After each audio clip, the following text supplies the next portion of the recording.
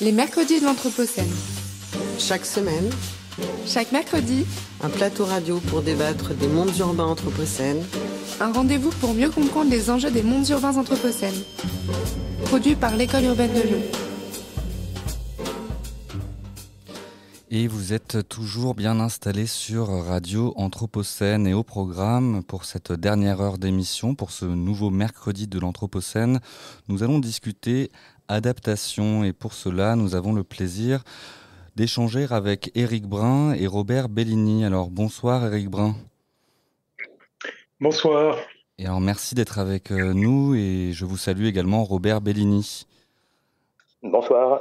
Merci, donc je suis en compagnie de Valérie Didier et en guise d'introduction, je vais d'abord vous présenter l'un l'autre. Donc Éric Brun, vous êtes ingénieur de formation, vous êtes diplômé de l'école polytechnique et vous êtes également chercheur. Vous avez travaillé au Centre des études de la neige où vous avez été pionnier dans la modélisation numérique du manteau neigeux. Et aujourd'hui, et c'est à ce titre qu'on vous reçoit, vous êtes secrétaire général de l'Observatoire national sur les effets du réchauffement climatique et du point focal français du GIEC. Et Robert Bellini, quant à vous, vous êtes adjoint à la direction adaptation, aménagement et trajectoire bas carbone de l'ADEME, plus connue sous l'Agence de la transition écologique. Alors, tout d'abord, Éric Brun, on aimerait peut-être que vous nous explicitiez un petit peu ce que c'est que cet acronyme un petit peu compliqué qu'est l'ONERC, et votre rôle en tant que secrétaire général au sein de cette institution. Alors l'ONERC, comme vous l'avez dit, ça veut dire Observatoire national sur les effets du réchauffement climatique. Alors bon, c'est effectivement un acronyme qui peut être un peu trompeur parce qu'on n'est plus vraiment un observatoire. En fait, nous avons été créés par une loi en 2001, à l'époque où le gouvernement français renforçait ses politiques publiques et ses dispositifs pour lutter contre le changement climatique. Avec éventuellement, il y a deux volets. Hein. Il y a un volet qu'on appelle le volet de l'atténuation, qui est la façon dont on peut lutter contre le changement climatique, et donc ça, c'est par la réduction des émissions des gaz à effet de serre. Et puis il y a l'autre volet qui est l'adaptation au changement climatique. Et pour s'adapter au changement climatique, il faut commencer par savoir à quoi on doit s'adapter. Donc, il faut connaître quels sont les impacts déjà visibles du changement climatique sur les différents territoires, dans les différents secteurs. Et il faut surtout donc utiliser les projections climatiques pour identifier quels seront les impacts futurs pour divers niveaux de réchauffement. Et après, donc, identifier et mettre en œuvre les mesures qui permettront de s'adapter au climat futur. Donc, l'ONERC a pris de plus en plus de missions relatives à la définition et la mise en œuvre de la politique nationale d'adaptation au changement climatique, évidemment sous l'autorité de notre ministre. C'est donc mener une politique qui favorise qui incite l'adaptation dans les différents secteurs et les différents territoires. Et puis, pour ce qui concerne l'État lui-même, donc l'État doit prendre évidemment sa pleine part dans l'adaptation au changement climatique pour l'ensemble des actions qui sont de son ressort. Donc ça, c'est notre mission vraiment principale. Donc à travers ce qu'on appelle un PNAC, donc c'est un jargon, c'est à nouveau avec un acronyme, qui veut dire Plan national d'adaptation au changement climatique. On est à la fin du deuxième plan de la France. Et parallèlement, en fait, on a un rôle qui est aussi très important en termes de ressources, qui est celui, comme vous l'avez dit, de point focal du GIEC pour le gouvernement français, c'est-à-dire que on assure la liaison permanente entre le secrétariat du GIEC et le gouvernement. et donc ce qui nous permet de contribuer à la gouvernance du GIEC. Enfin, on pourra revenir sur ces Oui, aspects-là. tout à fait. Et à ce titre, justement, est-ce qu'on peut rentrer un petit peu dans la boîte noire de cette institution qui est le GIEC, qui est une institution dont on parle beaucoup et qui est finalement un peu plus opaque et dont on entend parler sans vraiment connaître son fonctionnement. Alors, est-ce que vous pourriez nous préciser, vous, d'une part, nous rappeler un petit peu le fonctionnement du GIEC et puis nous spécifier le rôle de l'ONERC et de votre mission de secrétaire général et de point focal auprès du GIEC, s'il vous plaît. Oui, alors opaque, c'est ce que le GIEC ne veut pas être. Donc, effectivement, il y a toute une partie qui n'est pas visible, hein, mais la transparence, notamment dans la production des rapports du GIEC, est une condition clé de la qualité de ces rapports et de leur portée universelle. Donc le GIEC se veut vraiment être le lieu d'une expertise collective, transparente, inclusive. C'est vraiment dans l'objectif et dans les gènes du GIEC, de façon à ce que tous ces rapports aient la garantie de la neutralité politique et la garantie de l'inclusivité, c'est-à-dire que tous les points de vue, et à travers notamment les papiers publiés à la littérature, ont été pris en compte, et la traçabilité, c'est-à-dire que tous les résultats du GIEC présentés dans les rapports sont traçables, c'est-à-dire que voilà, à la fin de chaque phrase ou ligne, on a des références, hein, ce qui en anglais on appelle ça les lines of sight, qui permettent de descendre dans les détails du rapport, hein, où est-ce qu'on trouve, quand on a une phrase qui résume des résultats importants, on trouve là où d'où vient ce résultat, et donc on peut se reporter au résumé technique, puis après au chapitre détaillé, et on peut comme ça aller voir jusqu'à la publication, ou les publications en général, il y en a plusieurs, qui ont permis d'étayer tel ou tel résultat. Alors donc ça c'est pour le petit volet transparence, puisque vous avez parlé d'opacité. Hein. J'ai bien vu que c'était pas malveillant, hein, votre intervention, mais voilà, c'est vraiment quelque chose de très important dans le fonctionnement du GIEC. Oui, non, mais il y avait en effet aucune malveillance de notre part. C'est simplement que, en effet, nous, on a l'habitude de manipuler tous les acronymes dont on parle, mais on se demande toujours si d'autres auditeurs moins avertis que nous, parce que nous en sommes, voilà, d'expliciter un peu. Justement, Robert Bellini, je voudrais revenir à l'ADEME, autre acronyme que tout le monde ne connaît pas non plus. Est-ce on sait que c'est l'Agence de la transition écologique, mais est-ce que vous pouvez nous donner justement ces missions ?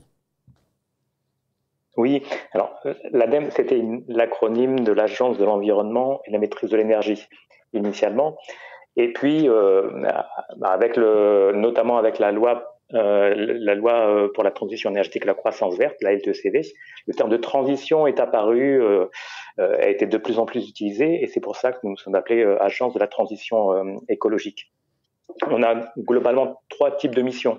La première, c'est d'apporter une expertise sur nos domaines, que sont le climat, la lutte contre les émissions la réduction des émissions de gaz à effet de serre, l'adaptation au changement climatique, le bâtiment, l'agriculture, les transports et mobilité, etc.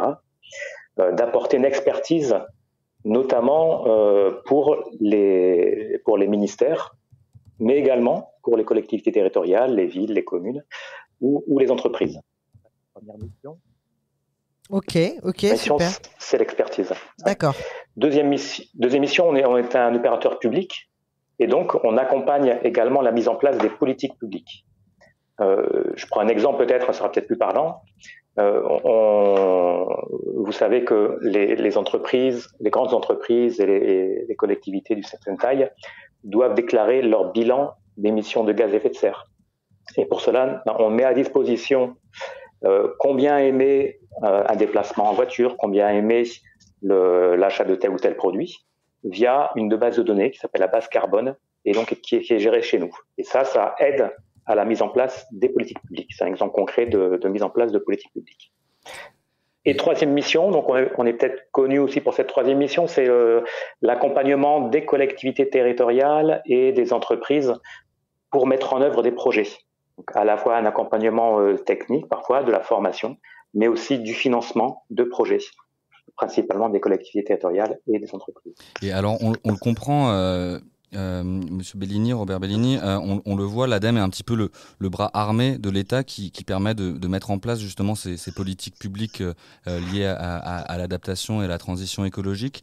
Je voulais vous demander dans quelle mesure, justement, Éric Brun, vous êtes amené à coopérer et à travailler de concert avec l'ADEME et peut-être que vous nous explicitiez brièvement aussi ce résumé aux décideurs dont on parle tant et la manière dont on le construit et comment ensuite il se décline en politique publique s'il y a une collaboration avec l'ADEME, par exemple. Alors, il y a plusieurs volets dans votre question. La première, sur la coopération avec l'ADEME, elle est très étroite. Donc, on peut donner un exemple. L'ADEME avec le CEREMA, donc qui est une autre agence donc de l'État, un opérateur, et Météo France, qui est aussi établissement public, donc un opérateur de l'État, ont construit sous notre supervision et en répondant à notre demande un centre de ressources sur l'adaptation au changement climatique, qui est accessible sur le web, qui fait référence en France et qui permet, alors avec des profils d'utilisateurs, on peut être technicien de collectivité, élu, de regarder, d'avoir accès un petit peu à toutes les façons d'approcher la problématique de l'adaptation au changement climatique, et y compris à travers l'accès à des ressources comme les services climatiques, c'est-à-dire par exemple savoir où est-ce qu'on peut trouver des informations fiables sur le climat futur aux échelles locales. C'est aussi un échange de bonnes pratiques. C'est-à-dire, par exemple, pour un élu, il peut voir donc si dans son département ou dans un département voisin ou une commune voisine, quelles sont les actions qui ont été menées, car souvent les problématiques au sein d'un territoire peuvent être assez semblables, évidemment, d'une commune à l'autre ou d'une grande ville, d'une métropole à une autre métropole. Voilà. Et donc l'ADEME joue un rôle, effectivement, surtout dans le secteur, comme ça a été dit par Robert Bellini, des entreprises et des collectivités territoriales, en plus de l'accompagnement qu'il a évoqué aussi. Et lorsqu'on prépare un plan national d'adaptation au changement climatique, donc c'est ce qu'on a fait déjà 2 fois, et on va bientôt préparer le 3e, des plans qui ont une durée de vie typiquement de 5 ans, et on associe étroitement l'ADEME, qui a beaucoup de compétences dans ce domaine, pour mener toutes les réflexions en amont, pour identifier quelles actions devront être mises en œuvre, pour quel objectif et quel progrès attendu. Donc ça, c'est le cadre national d'adaptation. Et chaque année, l'ADEME, par exemple, nous, côté État, on a répertorié un peu plus de 400 actions qui sont en cours par les ministères ou les opérateurs.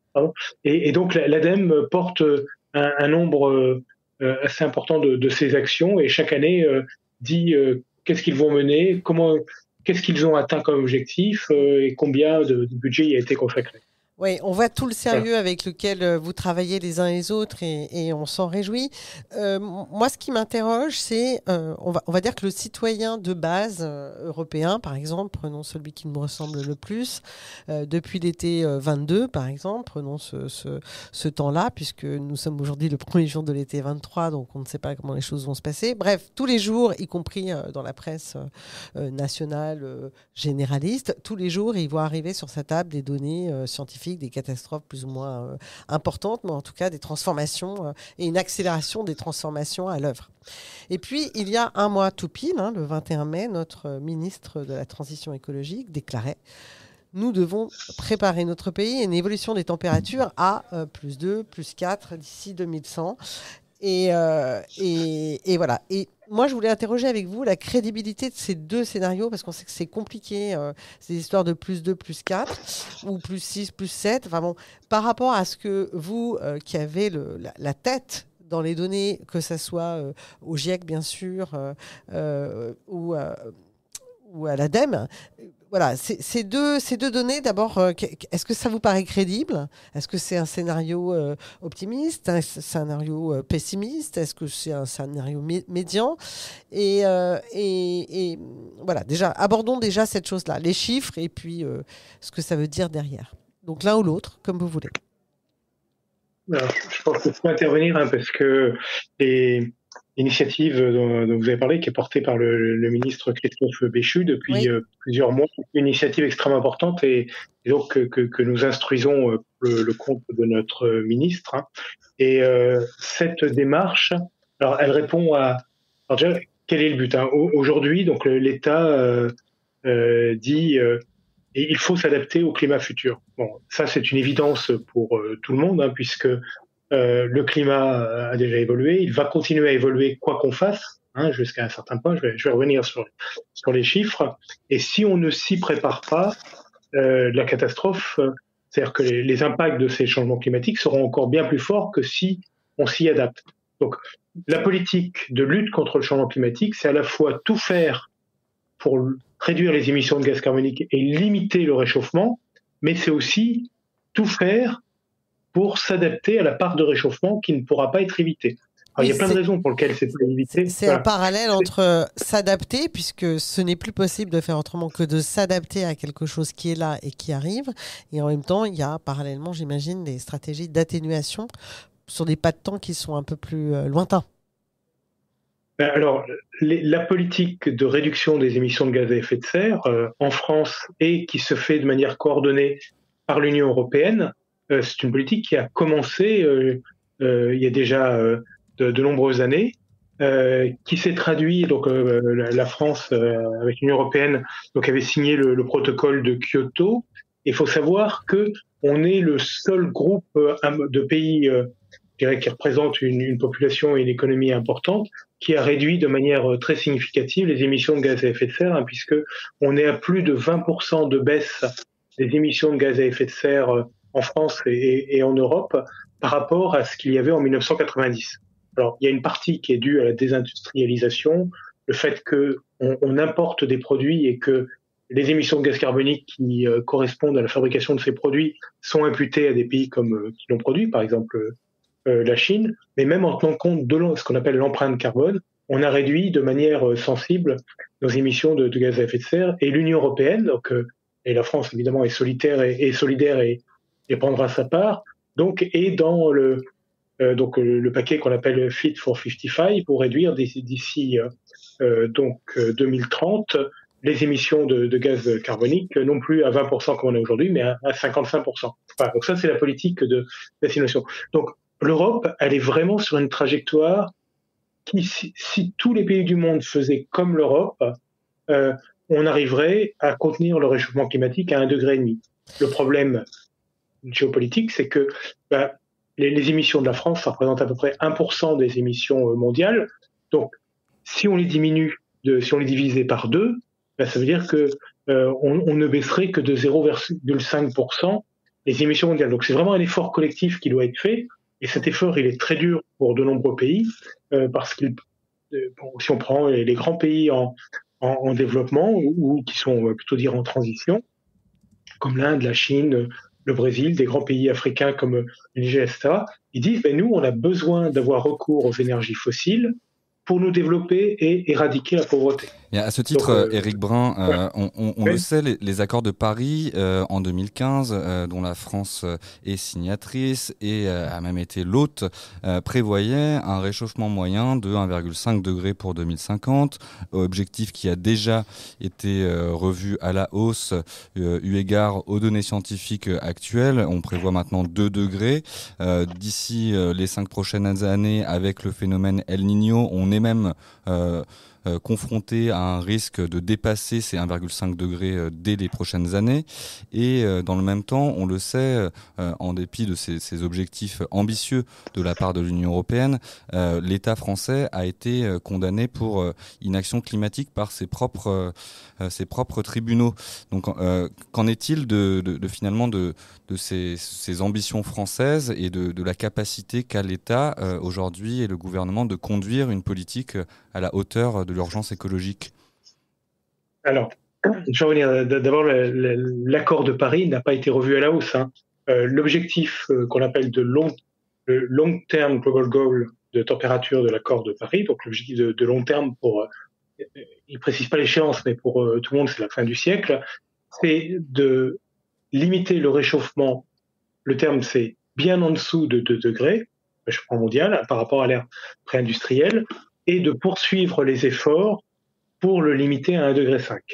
Voilà. Donc, il n'y a pas eu du tout de changement dans les objectifs de température de l'accord de Paris. Alors, pour revenir, avant d'aborder la question de l'action de la France et de l'Europe, hein, puisque c'est vraiment une action coordonnée et ça rentre dans les prérogatives de l'Europe, ce que le ministre Christophe Béchu a annoncé, c'est que la France doit se préparer à donc ces chiffres de 1,5 degré de hausse de température mondiale, hein, ce qui fait à peu près 2 degrés sur la France en moyenne, et ça dépend des régions, en 2030, 2 degrés en 2050 et 3 degrés en 2100, et ça c'est basé sur les derniers rapports du GIEC. Hein. Le dernier rapport du GIEC, donc publié en mars 2021, mais qui est construit sur les 3 rapports des groupes de travail publiés l'année précédente, dit que le climat mondial dépassera 1,5 degré de hausse par rapport à l'ère pré-industrielle au début des années 2030. Ça veut dire quand on dit au début des années 2030 il le dépassera, ça veut dire qu'il le dépassera de manière durable, en moyenne sur les 10 ans avant, 10 ans après. Hein. Et le rapport, donc ça on l'avait dans le copain, disait que avant 2030, il y avait au moins une chance sur 2 pour qu'on atteigne au moins une année particulière, qu'on dépasse ce 1,5 degré. Ce sera peut-être pas cette année 2023, mais ce sera sans doute l'année 2024 quand le phénomène El Niño aura atteint sa grande ampleur et surtout aura une durée suffisante pour marquer l'ensemble de l'année. Alors là, on est vraiment, depuis 2 mois, on est dans les débuts. Donc, voilà. Donc, on sait que le climat mondial va faire 1,5 degré, et ça, le GIEC le dit, quelles que soient les politiques que mèneront les États, parce que voilà, le gaz carbonique a une durée de vie extrêmement longue dans l'atmosphère, hein, ce qu'on appelle le cycle de vie, c'est-à-dire la durée à partir de laquelle, naturellement, la moitié du surplus de concentration atmosphérique diminuerait, et de plus d'une centaine d'années, hein, 130, 150 ans à peu près. Donc on sait que tout le gaz carbonique qui est actuellement, de toute façon, il va rester, même si les émissions devenaient nulles, hein, les émissions nettes de gaz à effet de serre et de gaz carbonique, ça, il n'y a aucun doute là-dessus. Le GIEC dit aussi que, donc à partir de ces scénarios, que autour des années 2050, à quelques dixièmes près, plus ou moins 3 dixièmes à peu près, on sera soit au-dessus de 2 degrés, soit en dessous de 2 degrés. On sera au-dessus de 2 degrés si on continue sur des scénarios d'émissions avec une croissance exponentielle des émissions de gaz carbonique. Mais le GIEC dit en même temps que ce serait quand même en rupture avec les tendances que l'on voit actuellement, aussi bien en technologie, etc. Et puis si on était à 1,6 ou 1,7 degrés en 2050, ça veut dire que pour faire ça, il faut qu'on ait déjà atteint le pic des émissions mondiales et qu'elle commence à baisser avant 2025. Voilà, ça c'est ce que dit le GIEC. Aujourd'hui, c'est difficile d'analyser les tendances récentes d'émissions de gaz à effet de serre parce qu'il y a eu, avec le Covid, il y a eu une baisse à peu près de 5% des émissions mondiales de gaz à effet de serre donc en 2020. En 2021 et en 2022, il y a eu un effet rebond, hein, parce qu'il y a une partie de l'économie qui est un peu de rattrapage. Et je pense qu'il faudra attendre 2023 ou 2024. Et après, pour ma part, je serais peut-être pas vivante, mais en tout cas, Robert Bellini, je vais revenir sur ces plus 2 là. On tourne autour de ces plus 2 degrés. Donc vous travaillez aux stratégies d'adaptation à cette question-là. Qu'est-ce que ça veut dire concrètement d'abord plus 2, hein, plus 2 en France en moyenne.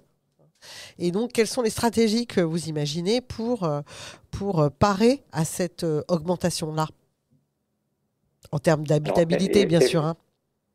Oui, effectivement. Alors, je pense que c'est important de se dire, on a donné des références, plus de pescaterie, etc. On a donné des références. Le plus important, c'est peut-être pas ça pour nous. C'est plutôt de savoir ce qu'on va faire à plus de degrés et ce qu'on fait si on est à plus 4 degrés, qu'on y arrive ou pas. Voilà. Mais de se dire, voilà les actions qu'on peut mettre en œuvre pour quand quand on sera à plus de degrés, des actions qu'on mettra en œuvre quand on sera à plus 4 degrés.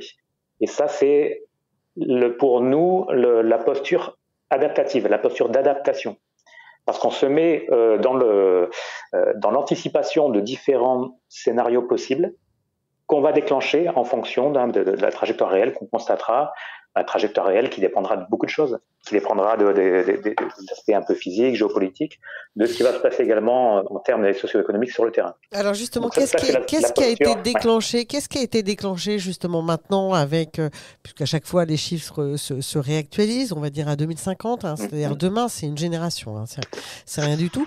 Qu'est-ce qui a été déclenché justement pour 2050 ? Oui, vous avez raison de dire que 2050 c'est très proche. Par exemple, en ville, 80% de la ville est déjà construite. La ville de 2050 est déjà là, elle est déjà construite. Et donc un exemple pour poursuivre avec la ville, c'est de se dire que la renaturation des villes, l'utilisation de ce que les arbres peuvent apporter en termes de services, en termes d'ombrage, en termes de climatisation entre guillemets naturelle, c'était un avantage très important pour plus de degrés par exemple. Donc ça, typiquement, sur une échéance vers les plus de degrés. Oui, végétalisation, moins d'artificialisation des sols, on imagine. Mais est-ce qu'en France, Exactement. Par exemple, tout le monde n'est pas tout à fait d'accord politiquement sur ce terrain ? Est-ce qu'on a une généralisation de ces inclinaisons, de ces actions en faveur un sol plus perméable, plus de végétaux en ville et en particulier de grandes espèces, moins de voitures, en tout cas émissives tout à fait directement et toute une série de choses. Est-ce qu'on a un consensus général en France justement sur ce terrain ? Les maires, les différentes collectivités publiques, elles sont toutes d'accord pour aller dans ce sens-là ?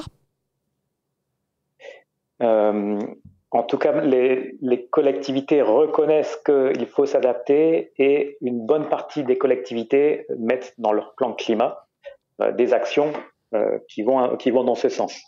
Donc ça, c'est ce qu'elle projette, c'est ce qu'elle se donne comme objectif pour adapter leur ville au changement climatique. Et après, vous avez raison de dire, quand on met ça sur le terrain, il y a tout un tas de conditions de réalisation qu'il faut réunir, que ce soit sur la forme de la ville, que ce soit sur les types de matériaux, la densité des bâtiments, la voirie, etc. Tout un tas de conditions qui doivent être réunies. Et ça, c'est un travail qui se fait avec les collectivités de dire comment on peut mettre ça en place. Est-ce que c'est adapté à notre ville, à notre quartier, etc.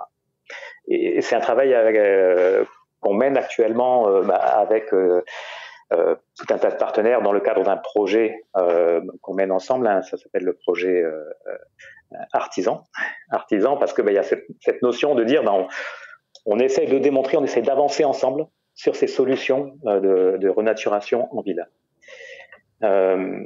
Donc un consensus, je ne sais pas si on peut appeler ça un consensus, mais en tout cas il y a un effort quand même à se partager par un grand nombre de personnes pour se dire la nature en ville, c'est intéressant pour le climat, c'est intéressant aussi pour des aspects qui sont plus liés à la santé, que ce soit la qualité de vie, le plaisir d'avoir des éléments verts ou d'avoir des points d'eau près de chez soi. C'est important aussi, c'est reconnu comme important par les citoyens.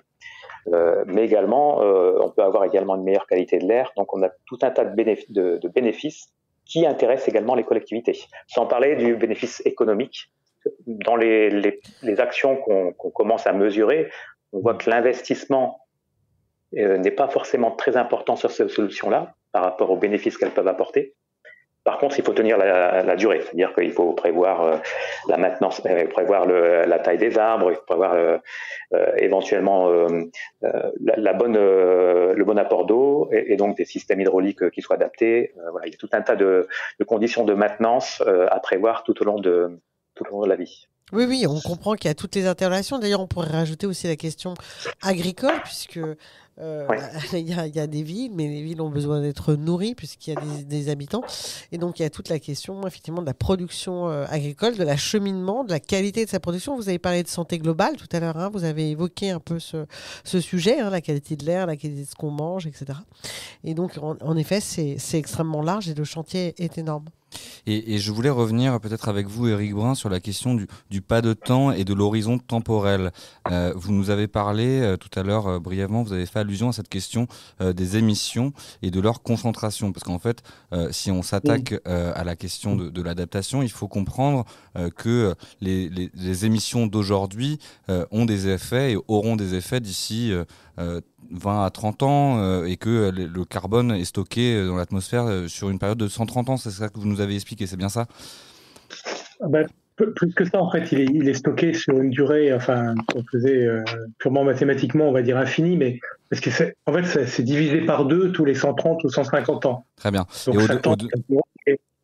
voilà. Au-delà de ces éléments techniques, moi je voulais justement peut-être vous interroger sur la capacité qu'on a au sein d'une institution comme la vôtre, de l'ONERC, pour justement comprendre qu'il y a finalement une forme d'opposition entre le temps politique et économique, entre le temps d'un mandat et le temps climatique, et puisque l'effet de nos actions contemporaines se mesurera d'ici une génération ou plus, et comment finalement on fait comprendre qu'il y a un intérêt à agir dès maintenant et que chaque dixième de degré compte, pour reprendre une formule célèbre. Oui, alors c'est vraiment c'est une difficulté, mais on rencontre avec le climat. C'est vraiment l'exemple où la notion de durée, de long terme joue le plus. Mais bon, c'est vrai aussi dans les politiques de développement des infrastructures, les politiques du logement. Enfin, comme l'a dit Monsieur Robert Bellini, tous les choix qui ont été faits en matière d'urbanisme, etc., dans les années 50 ou 60, sont des choix qui vont avoir des répercussions pendant au moins un siècle. Hein. La durée de vie d'un bâtiment, c'est un siècle. Une ville garde sa forme encore plus longtemps. Donc il n'y a pas que le climat pour lequel on peut avoir une opposition entre du court et du long terme. Mais le climat, c'est vraiment ça, c'est-à-dire que les élus, qu'ils soient des élus territoriaux ou le gouvernement, ne peuvent prendre ce genre de décision que si il y a une prise de conscience et un partage, c'est-à-dire que le constat de la gravité de la situation si on ne fait rien est partagé au sein de la population. Alors, évidemment, tout le monde ne pensera jamais pareil, hein, c'est peut-être bien, mais qu'il y a quand même une large partie de la population qui disent voilà, ça c'est un problème grave. Pour s'y attaquer, c'est pas simple. Alors, en matière d'adaptation, c'est peut-être un petit peu plus facile parce qu'on voit pas, en matière d'adaptation, il y a pas trop de coûts au départ pour le citoyen. Si on prend un exemple, au cours du plan actuel, qui va se terminer en fin d'année, on avait une mesure très importante qui a été mise en œuvre, c'est faire en sorte que tous les bâtiments neufs, que ce soit des bâtiments résidentiels ou tertiaires, soient mieux adaptés à la chaleur de l'été qu'ils ne l'étaient avant. Avant, il n'y avait quasiment aucune réglementation en matière de, quand on voulait construire un bâtiment ou une maison, un logement, toutes les normes étaient faites essentiellement pour réduire les consommations de chauffage pendant l'hiver et avec aussi des normes d'acoustique pour pouvoir donc vivre d'un étage à l'autre avec dans les bâtiments collectifs. Oui, mais on voit bien que toutes les formes ont évolué, enfin toutes les réglementations ont évolué. Moi, la question qui m'interroge, vous avez tout à l'heure parlé de la question de la conscientisation, mais moi je voudrais, non, mais c'est juste pour dire que voilà, il y a des mesures d'adaptation qui sont prises pour lesquelles le surcoût est très faible. Hein, c'est 2 ou 3% à la construction, mais ça garantit que les bâtiments qui sont construits aujourd'hui, avec des étés qui vont être déjà très chauds, enfin on le voit même cette année, c'est tous les étés maintenant sont quasiment très chauds. Les gens qui habitent ces logements neufs vont avoir une garantie que ce logement sera bien plus vivable l'été que les immeubles ou les logements qui sont actuellement disponibles. Donc il y a un bénéfice qui est dans ce cas-là immédiat pour un surcoût assez faible. C'est vrai, vous avez raison. Et on voit que la réglementation, elle évolue favorablement, peut-être trop lentement, mais en tout cas, elle évolue favorablement pour un certain nombre de secteurs, notamment celui du bâtiment, mais pas que. Je voulais revenir sur une chose. Vous avez abordé la question du niveau de conscience. Donc, celui-ci évolue probablement parce qu'encore une fois, comme je le disais tout à l'heure, les données sont de plus en plus publiques et diffusées sur différents médias. Alors bien sûr, il y a ceux qui diront que ça n'existe pas, mais est-ce que vous ne croyez pas que peut-être, et je m'adresse à tous les deux, hein, le sujet est peut-être un niveau d'acculturation qui est pas assez élevé, c'est-à-dire non seulement d'information, mais de formation des citoyens, un peu comme ce qui avait été tenté lors de la Convention citoyenne pour le climat, pour que les gens puissent en effet prendre des positions et faire des choix. Et puis, peut-être un sentiment d'inéquité, parce que peut-être que pour que les citoyens bougent plus massivement, en tout cas dans leurs différents choix, quant à leur modification de leur mode de vie ou leur choix politique d'ailleurs, il y a aussi cette question du sentiment que l'équité n'est pas au rendez-vous, c'est-à-dire qu'on demande des efforts, alors je vais être macro par exemple, des efforts, alors qu'on sait qu'il y a des déséquilibres d'émissions entre les Suds et les Nords, on fait comme si cette chose-là n'existait pas trop, dans les différentes citoyens qui composent la nation française, là aussi, il y a une équité dans chaque bilan carbone de chacun d'entre nous. Est-ce que vous ne croyez pas que et on attendait le ministre là-dessus, hein, sur cette question de l'équité, de l'effort à faire. Qu'en pensez-vous tous les deux? Alors, je vais peut-être, si vous voulez, rebondir sur la question de l'acculturation, oui. De la sensibilisation. Oui. Vous disiez la conscientisation. Et effectivement, il y a plusieurs aspects dedans. Je pense qu'on ne coupe pas la pédagogie des crises, et on le voit, ça a bougé avec les crises climatiques qui se répètent depuis quelques années, avec les crises Covid, qui n'a rien à voir, mais qui pose quand même la question de nos dépendances à des facteurs environnementaux extérieurs. Oui, nos vulnérabilités, vous avez raison. Oui. Ça a bougé avec des réglementations aussi, mais ça bouge plutôt côté collectivité. La loi climat résilience, ça fait bouger aussi les collectivités. Donc il y a tout un tas de choses qui permettent de faire bouger. Et après, vous avez raison, on essaye d'y travailler aussi, mais on voit que c'est quand même compliqué parce que dans le grand public, on a quand même tendance à avoir à être un peu myope tendance aveugle sur certaines choses. Et on essaye de faire progresser, de faire avancer aussi les choses. Moi, pour peut-être un peu caricaturer les choses, j'aurais tendance à dire on a un gros travail à faire sur de la formation, mais initiale, et vraiment travailler sur une culture du changement climatique. Et c'est vraiment c'est du culturel. Et je mettrai la philosophie également dans ce sac culturel, parce que la philosophie, c'est poser les bonnes questions, et l'adaptation, c'est se poser les bonnes questions. Et après, la formation, c'est notamment pour les élus, les techniciens des collectivités, une formation pour leur dire, vous devez prendre des décisions, comment vous les prenez, quels sont vos critères de choix, et ça, ce sont eux qui sont en manette. Après, également pour les chefs d'entreprise, les décideurs économiques, bien sûr, d'autre part. Et là, il y a des choses qui se font, qui se mettent en place. Pour les élus notamment, il y a des grands programmes qui se mettent en place. Ça prend un peu de temps. Pour les entreprises, les décideurs économiques également, on met en place des choses. Il y a des guichets qui sont là, mais on voit qu'ils sont plus ou moins sollicités, suivant la prise de conscience aussi des entreprises, qu'elles doivent agir, qu'elles peuvent agir, et qu'elles peuvent agir aussi avec les collectivités. Ça, c'est très important de lier les acteurs privés et les acteurs publics. Et si on poursuit un petit peu notre discussion sur ces concepts qui font florès aujourd'hui, si on essaie de les clarifier, on parle d'adaptation, on parle d'atténuation. Le ministre, Monsieur Béchu, nous incitait à nous préparer. D'autres acteurs issus du champ des sciences sociales penseraient plutôt une bifurcation, une redirection, inviteraient à une question de renoncement, de démantèlement de certaines activités. On le voit finalement, la question écologique et du réchauffement climatique est un sujet politique, un sujet clivant. Et alors, comment on se positionne au sein d'une institution comme l'ONERC pour justement faire forger un consensus, et quels serait finalement le concept que vous retiendriez, Éric Brun par exemple?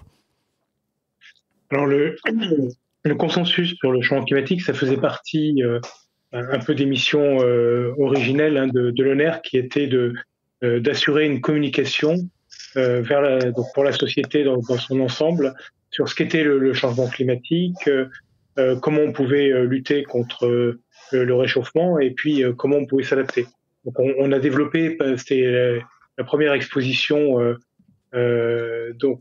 itinérante qui a été éditée au début des années 2000, qu'on a mis à jour à chaque fois quand il y avait des rapports nouveaux du GIEC et qu'on a fait circuler auprès des collectivités, qui étaient accessibles gratuitement et qui pouvaient être donc loués gratuitement ou les posters pouvaient être aussi tirés gratuitement. Ça a eu beaucoup de succès et on continue à faire circuler cette exposition itinérante. Voilà, pour créer le consensus le plus large possible. Alors évidemment, il y a des actions aussi qui ont été mises en œuvre, toujours dans le cadre du plan national d'adaptation au changement climatique, sur l'évolution des programmes scolaires, parce que la problématique du changement climatique, c'est une problématique qui est extrêmement intéressante parce qu'elle a des aspects qui sont de nature purement physique, chimique, etc. Donc on peut parler de sciences naturelles et de choses comme ça, mais elle permet aussi de parler d'économie, de société, de questions de l'équité, pour revenir, puisque ça a été évoqué là dans la question précédente. Et le GIEC est aussi une source d'inspiration très forte sur ces questions d'équité. Et une des nouveautés du 6e rapport là, qui vient d'être publié, c'est que pour la première fois intervient la notion de trajectoire résiliente au climat. C'est-à-dire que et dedans, on dit que donc il y a un graphique qui est très intéressant qui montre que voilà, d'un côté on a le pôle biodiversité, écosystème, d'autre côté on a les systèmes humains et on a le climat. Et les trois interagissent et en fait on trouve des solutions, notamment par exemple pour réduire les émissions de gaz à effet de serre. On sait que le système économique actuel, il suffit qu'un produit par exemple soit 10% moins cher, transport compris, s'il est produit à l'autre bout de la planète, les acteurs économiques vont avoir tendance à acheter ce produit pour gagner ces 10%. Et ce que dit le GIEC, c'est que tout ça, c'est pas soutenable du tout. C'est-à-dire qu'on n'arrivera pas à réduire durablement et mondialement l'ensemble des émissions de gaz à effet de serre si c'est pas l'ensemble du système qui donne de la valeur aux conditions climatiques, à la biodiversité, à la santé, et la question de l'équité entre pays et équité au sein des sociétés. C'est une question que le GIEC met vraiment en valeur. Alors le GIEC, c'est pas lui qui produit ça, c'est à partir de la littérature faite dans les journaux scientifiques socio-économiques.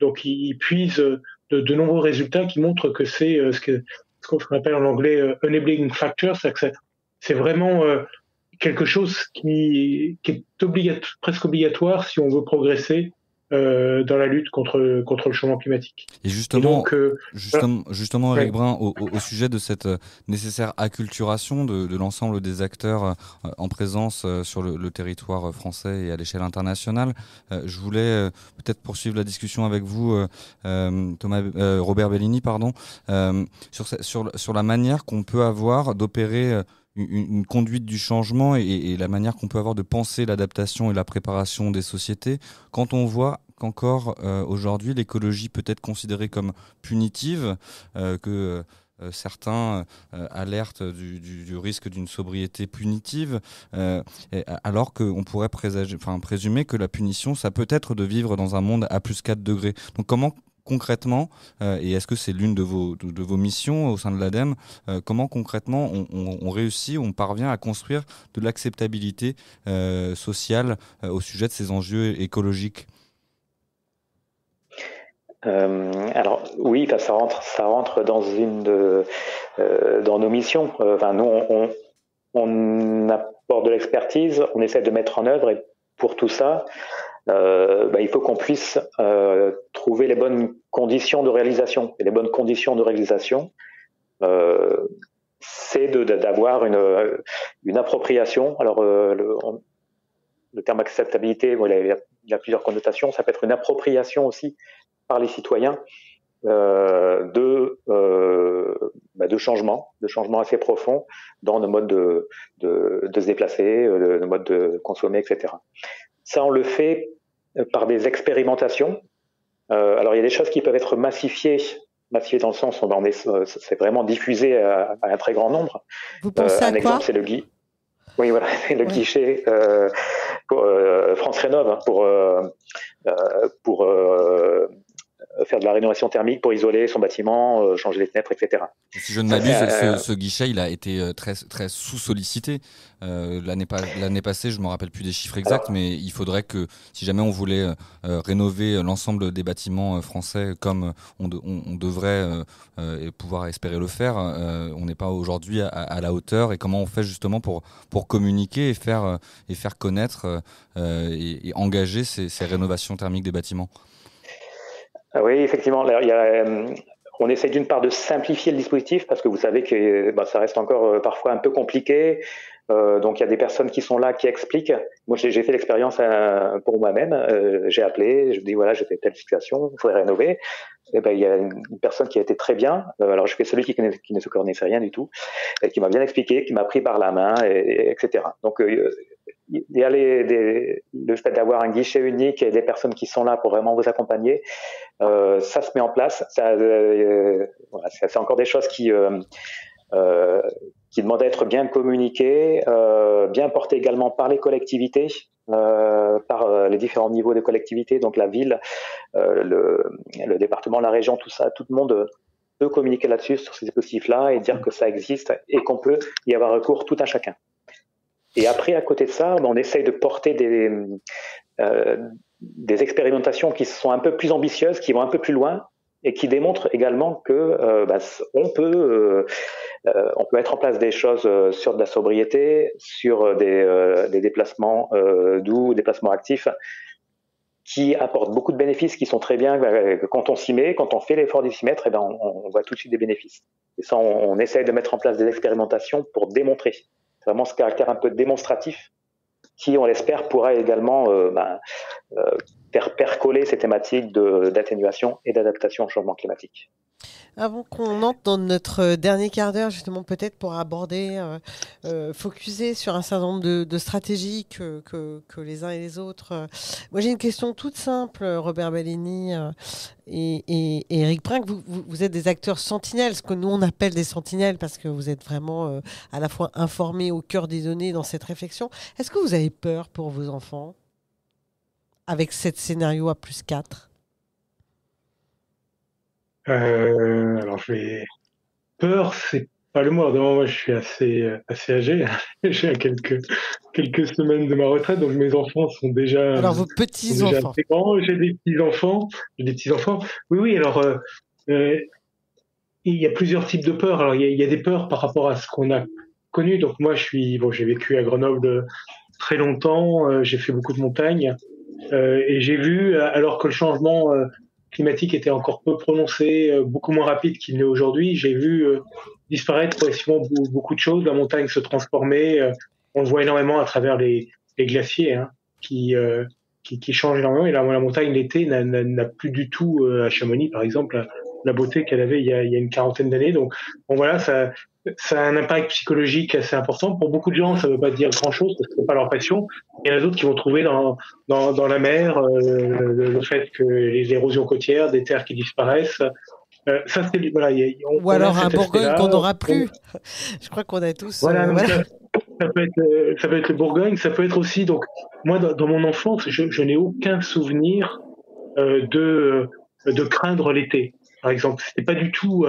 L'été, c'était signe de pouvoir être bien dehors, mais il faisait pas souvent très très chaud et souffrir de la chaleur comme on a souffert l'été dernier et comme on souffre aussi cette année. Il n'y a pas encore eu de canicule, mais le mois de juin est très chaud un peu tout le temps, bien au-dessus de ce qu'il devrait être, mais sans excès majeur. Mais dans la durée, c'est extrêmement pénible. Personne n'aurait imaginé, par exemple, que les transports en commun auraient dû être absolument climatisés partout en France et à Paris, par exemple, climatiser des bus à Paris ou des trains de banlieue, c'est des choses qui étaient inimaginables il y a une quarantaine d'années parce que le besoin, il suffisait d'ouvrir un peu la fenêtre et aujourd'hui, on n'imagine pas, par exemple, que les nouveaux bus ou les nouveaux trains de banlieue qui se stationnent au soleil, qui s'arrêtent longtemps, qui sont pas tout le temps en circuit, enfin voilà, qui ont beaucoup d'arrêts, donc même avec des fenêtres ouvertes, et il y en a de moins en moins, l'air ne rentre pas. On n'imagine pas qu'ils soient pas climatisés. Et alors ça, c'est une partie de l'angoisse, mais qui est pas très forte et pas très palpable. Ce qui est beaucoup plus palpable comme angoisse pour moi, c'est où va le monde, parce que des tensions, voilà, nous on est plutôt le réchauffement climatique va nous affecter très fortement, en termes des ressources en eau, en termes d'incendies de forêt, en termes de vagues de chaleur. Mais on a des capacités par notre économie, etc., d'y faire face par des politiques d'adaptation. Et c'est pas nous qui allons souffrir le plus. Mais il y a plein de pays au monde qui ont déjà des niveaux de pauvreté extrêmement élevés et pour qui quelques degrés de plus, c'est vraiment la catastrophe. On l'a vu dernier au Pakistan avec à la fois des chaleurs absolument records, puis après donc un tiers des terres habitables et agricoles, enfin les terres qui sont pas montagneuses du Pakistan, qui ont été inondées. Et ça a bien été attribué au changement climatique. C'est bien parce qu'il faisait plus chaud dans l'atmosphère que la mousson a été beaucoup plus forte. Et donc toutes ces tensions mondiales, les relations entre les pays dits développés et les pays dits en développement sont de plus en plus tendues. Enfin moi je le vois dans les négociations autour des COP. Il y a un monde qui est en train de se construire et on le voit surtout à travers le fait qu'un pays comme la Russie, qui agresse l'Ukraine, qui finalement a été condamné assez largement au début, mais qu'il l'est un peu de moins en moins, et qu'il l'est très peu par les pays en développement. Et je pense que, alors c'est pas lié au climat, tout ça, mais la menace du changement climatique, le fait que on se rend compte quand même que l'humanité a beaucoup de mal à faire en sorte qu'il y ait des politiques pour lutter efficacement contre le changement climatique à l'échelle globale. Le fait que l'humanité soit pas capable de faire ça fait qu'il y a une perte de confiance quand même beaucoup. Moi-même, je perds beaucoup confiance dans la capacité que l'humanité dans son ensemble se donne un cap vertueux, éradiquant la pauvreté, limitant les impacts du changement climatique, assurant la sécurité alimentaire de tous et assurant la paix. Et ça, par rapport à mon enfance, et pourtant j'ai vécu dans un monde où il y avait la guerre froide, mais la guerre froide avait parfois des côtés un peu rassurants, parce que les deux blocs se parlaient beaucoup plus qui se parlent aujourd'hui. Et alors justement, une petite boutade peut-être, mais donc face à cette anesthésie un petit peu générale, et on voit cette menace et cette angoisse qui peut naître de cette menace. Et puis moi, par exemple, j'ai 27 ans et je dois vous confesser que je peux être assez préoccupé. Peut-être vous suggérer de nous faire parvenir une prime de risque quant à nous qui informons sur ces informations quotidiennes du réchauffement climatique.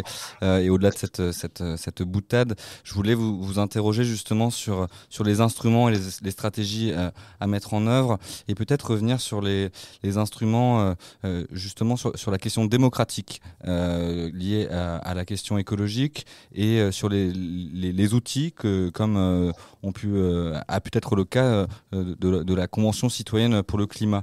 Est-ce que c'est également des prospectives et des stratégies dont vous vous saisissez pour justement construire non pas cette acceptabilité dont je parlais tout à l'heure, mais cette question, je ne sais plus comment vous avez formulé la chose, Robert Bellini, mais est-ce que vous avez une réaction à ce sujet justement sur les outils et la question démocratique liée à l'enjeu écologique ? Alors, je suis d'accord que c'est ça vraiment le nœud du problème. C'est pas forcément notre capacité à trouver des solutions, à trouver des actions possibles, mais c'est notre capacité à les mettre en place d'une façon démocratique. Et c'est un problème aussi de ces deux cultures. Ça peut se résumer par la guerre de l'eau, quoi. Enfin, c'est un titre assez vieux déjà, mais ça cristallise vraiment tout ce problème-là. Moi, je rebondis sur ce que vous dites. La semaine dernière, je recevais Yvanin, qui est professeur à la faculté de l'architecture et de la ville à Louvain, et qui me disait, que vous connaissez peut-être, et qui me disait qu'il n'y avait plus de climato-sceptiques en Belgique depuis l'été 21, qui avait été meurtrier avec des pluies absolument diluviennes, qui là aussi, on le sait, sont liées au changement climatique et à différents régimes d'humidité, mais qui disait que le vrai problème, il était politique, c'est qu'en réalité, les politiques en Belgique, en tout cas, avaient tellement peur comment dire, qu'il y ait des mouvements de la société violents, parce que les efforts à faire étaient peut-être trop forts et justement inéquitables dans leur projection, et que entre la peste et le choléra, c'est-à-dire entre la grogne sociale, voire violence sociale, et des changements à mettre en place là tout de suite maintenant, eh bien la difficulté était très compliquée pour les politiques. Et ce qui me permet de revenir à cette question de la temporalité qu'on a abordée à plusieurs reprises ce soir, la temporalité du changement climatique, on a parlé des pas de temps, mais la temporalité du politique, la temporalité de nos vies. Hein, et donc voilà, est-ce que tout ça, c'est pas un peu tout ça le problème, ces questions de ces différentes temporalités qui se percutent, qui se croisent, qui intéressent nos propres vies, mais peut-être pas celles du voisin. Enfin, vous voyez ce que je veux dire? Est-ce que c'est pas là que ça blesse? Oui, mais pas seulement. Ce qu'on essaye de travailler, c'est tout à l'heure je disais, ne pas les déconnecter acteurs économiques, acteurs privés, acteurs publics. Et par exemple, s'agissant de l'agriculture, on ne peut pas laisser un agriculteur tout seul essayer de travailler sur son adaptation. Lui, il a peut-être quelques options tout seul, mais c'est très compliqué pour un agriculteur de bouger tout seul. Il faut que la filière soit impliquée, l'ensemble de la filière dans laquelle il se place. Aussi que le territoire aura peut-être quelque chose à faire pour tenter des expérimentations agricoles, pour changer de culture, avoir du terrain agricole pour cet agriculteur, l'accompagner, le former sur des nouvelles techniques. Donc, c'est plutôt mettre en phase tous ces acteurs-là et montrer comment on arrive à faire ces transactions entre guillemets, de compromis, ces transformations qui vont arriver à changer de modèle agricole par exemple, ou de modèle de mobilité ou de modèle d'urbanisme. Et c'est, à mon avis, je vois plus la difficulté dans l'articulation des acteurs, la bonne articulation des échelons. Et effectivement, qui doit se faire maintenant à un rythme de plus en plus rapide, si on veut être en phase avec les changements qui se produisent. Et peut-être, hélas, le temps passe et souvent trop vite sur les ondes de Radio Anthropocène. Mais en guise de dernière question, peut-être une réaction à chacun d'entre vous sur cette question. Sachant que vous, par exemple, Éric Brun, vous êtes de formation scientifique. On le voit, de plus en plus de scientifiques changent de braquet et décident de s'engager. Il finalement dépasse cette question d'une forme d'éthique scientifique et face à l'urgence vont qui de se coller la main sur une route, qui de s'enchaîner aux portes de Morgan Chase. Qu'est-ce que vous en pensez de cet engagement, et finalement est-ce une nécessité au regard des enjeux auxquels nous sommes confrontés? Alors, c'est difficile de dire c'est une nécessité, mais je pense que c'est un bien. Bon, après, jusqu'à certaines limites dans l'action, mais voilà, ça fait partie des formes que peut prendre, alors je dirais la lutte pour préserver notre environnement, notre planète, etc. Et comme c'est un enjeu qui est quand même vital, et ça, même l'ensemble des pays le reconnaît, que la lutte contre le changement climatique, c'est une menace existentielle pour l'humanité.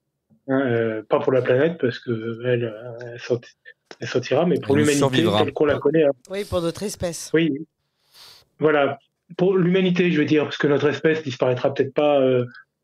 Voilà, c'est pas comme un virus ou qui pourrait tuer tout le monde, etc. Mais pour l'humanité telle qu'on l'imagine un petit peu, collective, avec la paix, des subsistances minimales suffisantes pour une bonne partie de la population. Et donc on comprend que face à cette menace, il y ait des réactions qui aillent très loin, et elles ont leur rôle dans le débat de la société.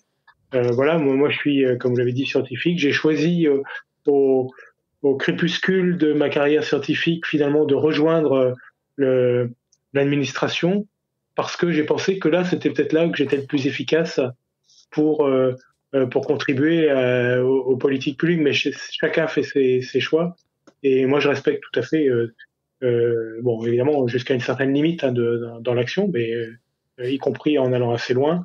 Et je comprends tout à fait les réactions que l'on voit et les mouvements qui portent le sujet. Alors parfois ça peut être jugé contre-productif parce que certaines personnes vont trouver que ça va trop loin.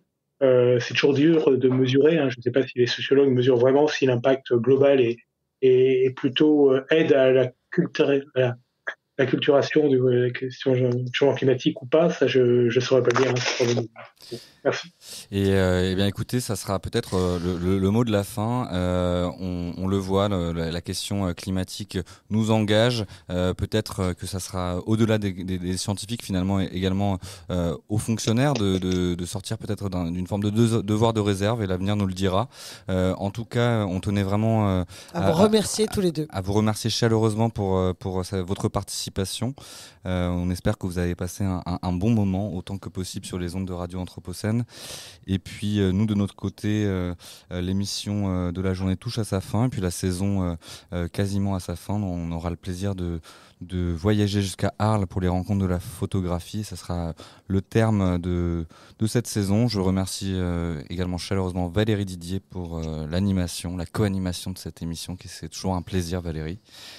Et puis je vous dis à bientôt. Je remercie également Thomas Bellestrieri à la technique, Radio Bellevue Web, et le soutien financier de la ville de Lyon pour l'animation de ces échanges radiophoniques. À bientôt sur les ondes de Radio Anthropocène. Oui, bonsoir Douce. Merci François. Au revoir. Les mercredis de l'Anthropocène.